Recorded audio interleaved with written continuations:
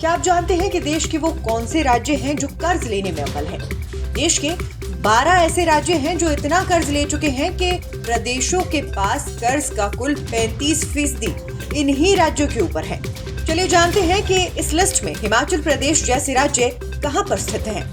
वित्त वर्ष 2024 के आखिर तक भारत के ग्रॉस स्टेट डोमेस्टिक प्रोडक्ट यानी GSDP में 12 राज्यों और केंद्र शासित प्रदेशों का कुल कर्ज 35% से ज्यादा होगा।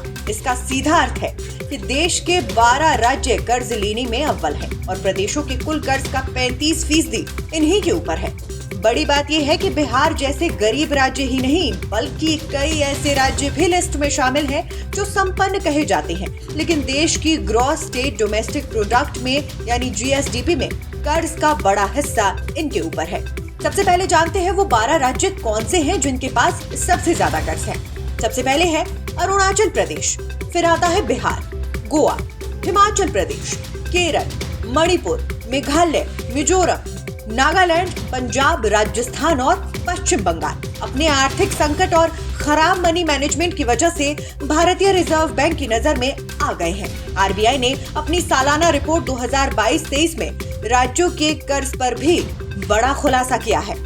भारत के 33% से ज्यादा राज्यों और विधायिका वाले केंद्र शासित प्रदेशों में 2023-24 के आखिर में अपने कर्जों का उनके GSDP के 35% को पार करने का अनुमान लगाया गया है। इन राज्यों ने इस वित्त वर्ष में अपने फिस्कल डेफिसिट को उनके संबंधित GSDP के 4% से ज्यादा होने का अनुमान लगाया है। ये वो राज्य हैं जो पिछले साल की तुलना में ज्यादा बाजार उधारी ले रहे हैं। साल 2022-23 में राज्यों की ग्रॉस मार्केट बोरोइंग कुल बाजार उधारी के 76% पर थी। RBI की सालाना रिपोर्ट में कहा गया है कि आंध्र प्रदेश, झारखंड, त्रिपुरा और उत्तर प्रदेश अब बड़े कर्जे वाले राज्यों की कैटेगरी में नहीं है। देश की सबसे ज्यादा जनसंख्या वाले राज्य उत्तर प्रदेश को छोड़कर इन बाकी राज्यों ने चालू वित्त वर्ष के अंत में अपना कर्ज GSDP के 30% से ज्यादा होने का अनुमान लगाया है। यूपी ने वित्त वर्ष 2024 में कर्ज को 28.6% पर लाने का अनुमान लगाया है, जबकि एक साल पहले यूपी का कर्ज कुल GSDP के 30.7% का रहा था।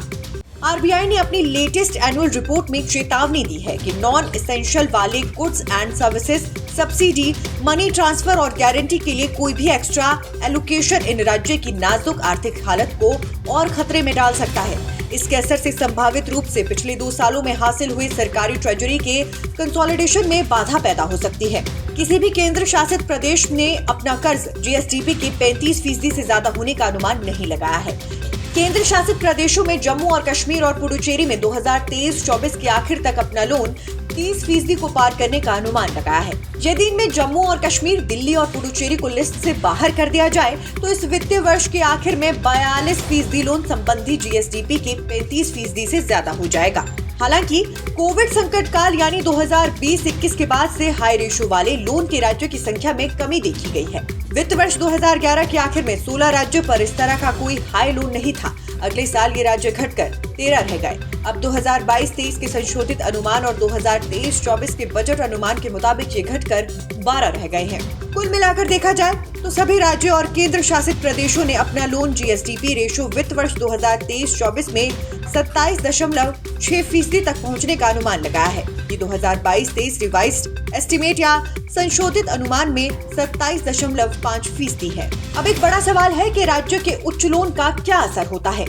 राज्य का हाई लोन उनके संसाधनों को खा जाता है, जिससे कैपिटल एक्सपेंडिचर के लिए बहुत कम बचत होती है। उदाहरण के लिए पंजाब को देखें तो इस वित्तीय वर्ष में अपनी राजस्व प्राप्तियों में ब्याज पेमेंट का हिस्सा 22.2% होने का अनुमान है। पश्चिम बंगाल के लिए 20% है, केरल के लिए 19.47%, हिमाचल प्रदेश के लिए 14.6% और राजस्थान के लिए 13.8% पर है। इसका अर्थ साफ है कि राज्यों को जो रेवेन्यू मिल रहा है उसमें से बड़ा हिस्सा वो अपने कर्ज को चुकाने पर खर्च कर रहे हैं। सामान्य शब्दों में कहें तो राज्यों की कमाई का बड़ा हिस्सा लोन को चुकाने में जा रहा है, जिससे अपने यहाँ विकास कार्यों के लिए ज्यादा रकम नहीं बच पा रही है। RBI रिपोर्ट में कुछ राज्यों के ओल्ड पेंशन स्कीम को दोबारा वापस लाने पर विचार करने से जुड़े रिस्क को दिखाया गया है। केंद्रीय बैंक ने चेतावनी दी है कि इस तरह के बदलाव से राज्य के फाइनेंस पर काफी बोझ पड़ सकता है। इसके बाद विकास कार्यों पर कैपिटल खर्च करने की उनकी कैपेसिटी सीमित हो सकती है। केंद्रीय बैंक के अनुमान से पता चलता है कि यदि सभी राज्य नेशनल पेंशन सिस्टम से ओपीएस पर वापस लौटते हैं तो साल 2060 तक जीडीपी के ऊपर फिस्कल डेफिसिट बड़ा बोझ बनेगा। ये 0.9% के अतिरिक्त बोझ के साथ एनपीएस के 4.5 गुना तक बढ़ सकता है।